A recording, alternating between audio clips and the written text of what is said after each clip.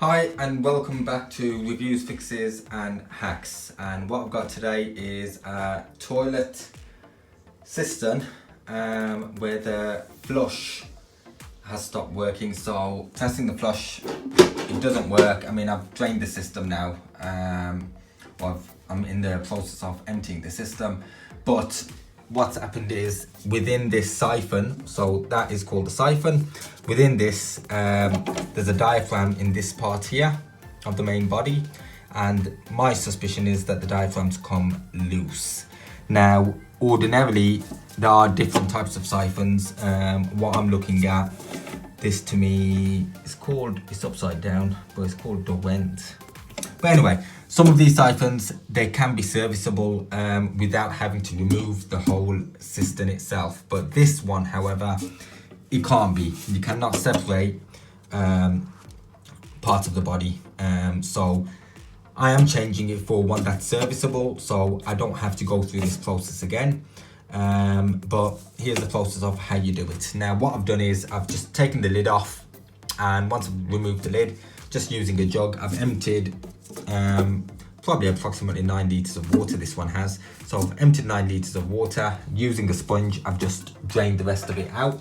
So just using a sponge, just get as much water out as possible. So if anything does come out, it's very little. So yeah, just get rid of the water as much as possible.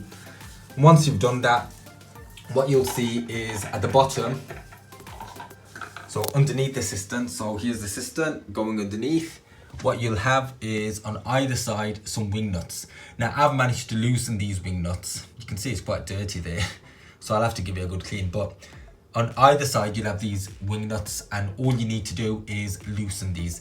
Now what you'll find is if your system is fairly old and you get condensation, when you run a bath or have a shower, you'll get, there's cold water fill in here, and you'll get condensation all around here, and that'll rust the wing nuts, in which case you may have to use an angle grinder to loosen those nuts. But my advice is apply a bit of WD-40 or something that is a penetrant fluid. Plus gas is quite good, that's what I use, and then leave it for about a day, and then come to it and just use just the pliers. I put the pliers on. So there it is, I put the pliers on, and then I just loosened it enough so that it's enough to use my hand to get the remainder off. So I've done it on both sides, and here's the wing nuts now. So the wing nuts are loose.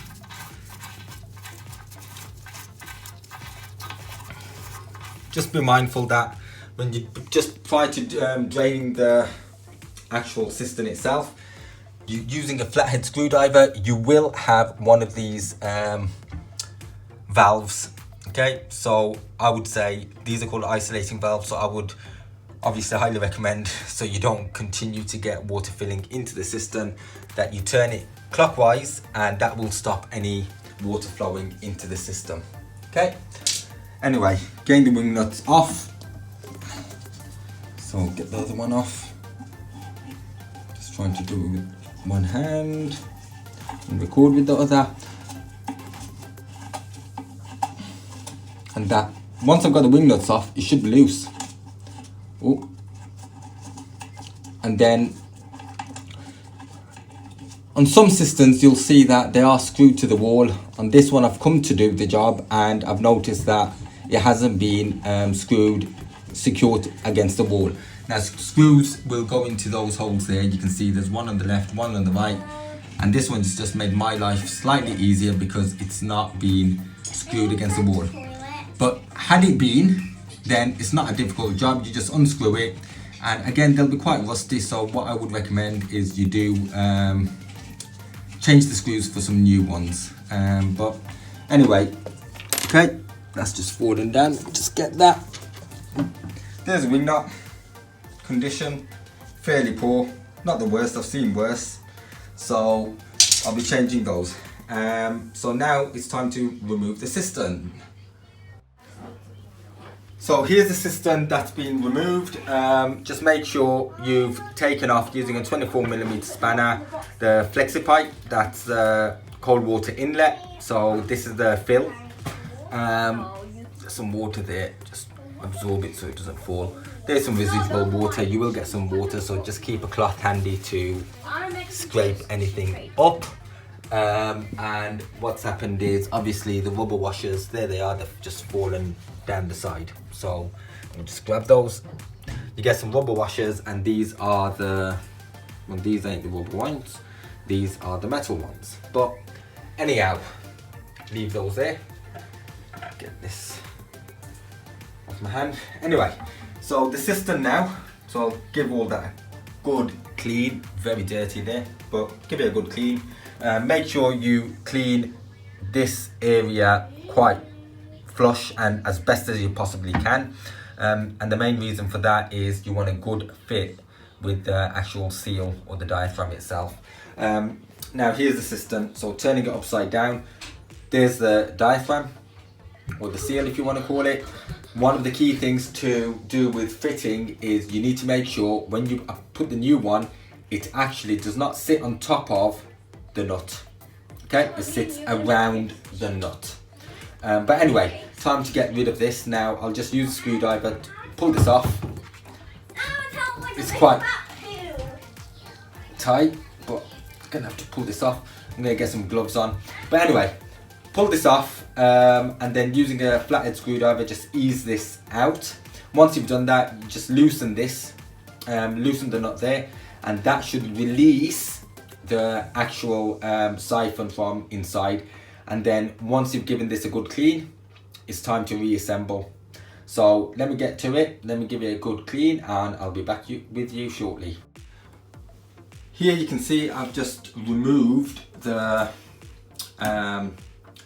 these kits are called closed coupling kits. Okay, so if your cistern and your toilet is joined together, then you need these sorts of coupling kits.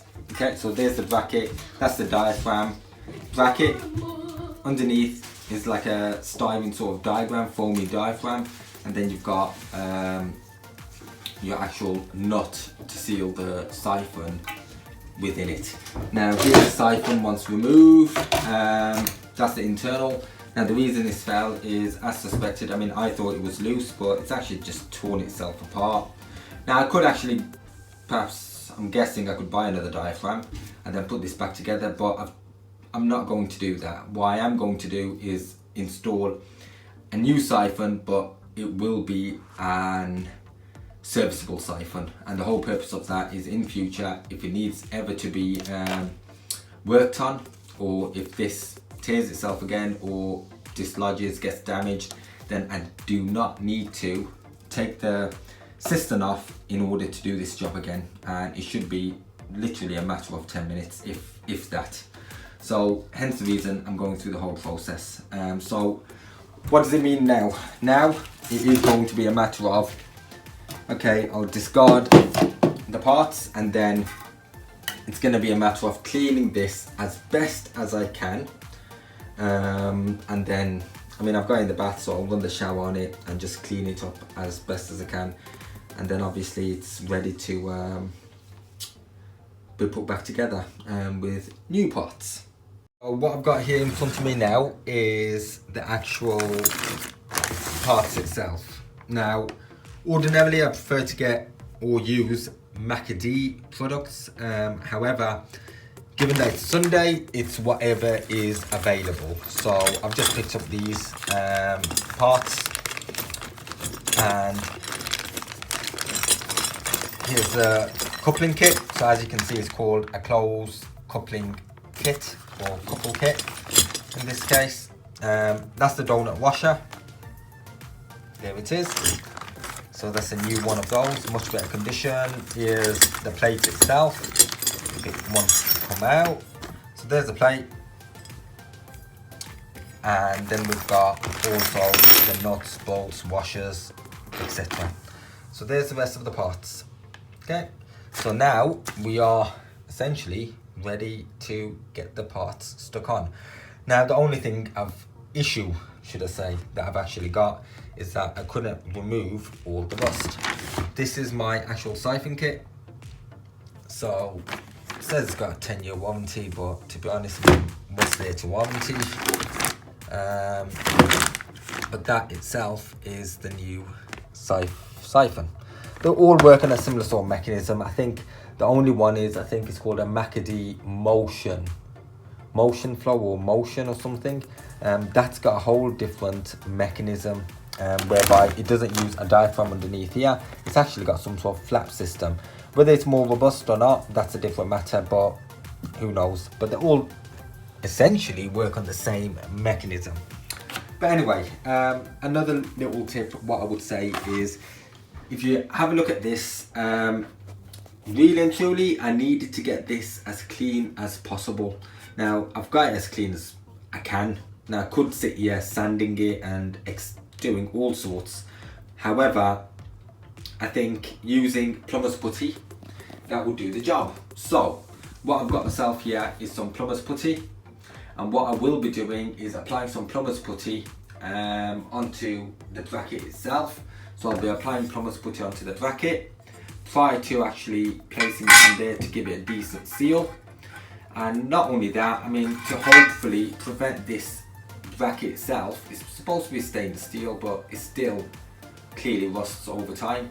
I might be applying a bit of silicone lubricant, silicone grease should I say, the better word. It's not just a lubricant, it's actually a silicone grease. A thin layer of that on this so that it gives it some sort of waterproofing, so in future it doesn't rust as badly as it has done, and does not perish in the same sort of manner. So that's something else that I will be doing to this plate. Anyhow, let me get on with it, let me do it. Once I've done it, I'll get back. Okay, what you can now see is me having used some silicone grease. That's high-tack silicone grease, and a thin, extremely thin layer I have applied all over the bracket itself. So the silver bracket's got a thin layer of high-tack grease, and I've smeared it all over. The whole purpose of that is to prevent this plate rusting. And why will it rust? It doesn't necessarily have to be from a water leak. It could be just from condensation, and that is a lot of the times, 9 out of 10, it's not a water leak, it's condensation that causes the bracket to rust. So the biggest tip I can give is smear an extremely thin layer of high-tack silicone grease all over the plate, and like I say, thin. It's not got any other purpose but to prevent rusting. And then what I've done is, as you can see, this is extremely sticky once you've rolled it around in your hands, and then just put a little surround on it, and that is plumber's mate. And the reason I've done that is because it acts as a bit like an insurance policy. So in the event that there possibly could be a very small water leak, this will prevent that water leak. So exactly the same I will be doing on the other side. So I'll be putting this onto the actual cistern now, and then I'll prep the other side. So flip this over, put it on, and then I'll prep the other side in exactly the same manner just before I come to installing the siphon itself. Okay, now I'm all prepped to get the siphon connected. So there's my plumber's tape on both sides. So I'll put it on the side that's just underneath, and I've applied some on top. And as you can see, that smear, that's just a smear of silicone sealant or grease. So now it's a matter of me just connecting up the siphon. So here's the siphon I've got. So this is a detachable, adjustable, jack of all trades, to be honest, siphon, this one. So I can adjust the height of this. For me, the height it's come at is bang on. I've measured it against the old one. So all I need to do is now, obviously it's already come with the washer installed. This is the washer that's inside the cistern, and here's a new nut that's already been provided. So it's already set up. I just need to connect it all up. So let's just get to it. So I'll undo this, and then obviously I'll position the cistern so that I can get this siphon in, and at the same time I can start tightening this. So if you just bear with, and I will get to that right now. Here's the cistern all tightened up, new siphon installed inside, and now it's just a matter of lifting that and then getting the bolts through those holes.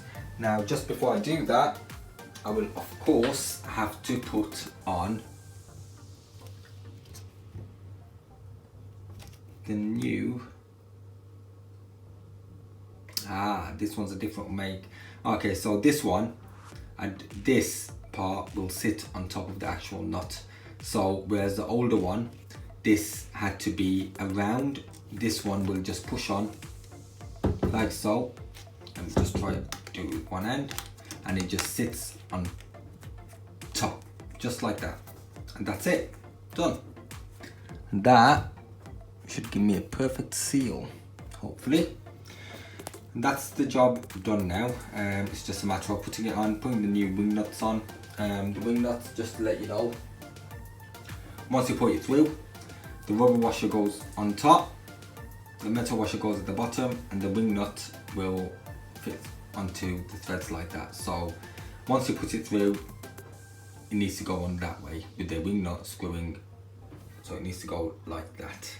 Okay, but I'll do that in a bit more detail once I've put the cistern onto the actual toilet itself. So here's the final article. Basically, put everything together, tighten the wing nuts. Obviously, as I said to you in earlier, I think it was, I did mention it a couple of times. The actual wing nuts itself, what I will be doing, so where's the wing nuts? There they are. So there's the wing nuts.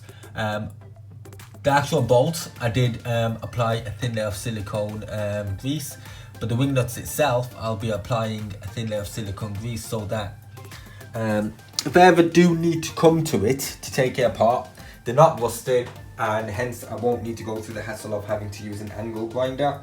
But hopefully, I mean, there's no leaks. It's tightened up, flushes perfectly fine, even better than before.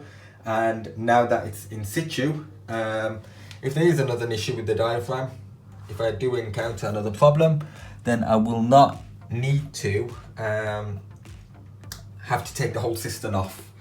All I'll have to do is basically this section here will come apart from, I don't know if you can see it, so this whole section here will come apart. All of this is one section, so this will come apart, and this pipe work here, that will stay as it is, and that is what's attached to the actual donut seal and the actual metal bracket itself. So I don't ever need to touch that. I can take this out, turn it upside down, and the seal's just under that, and I can just service it just simply like that.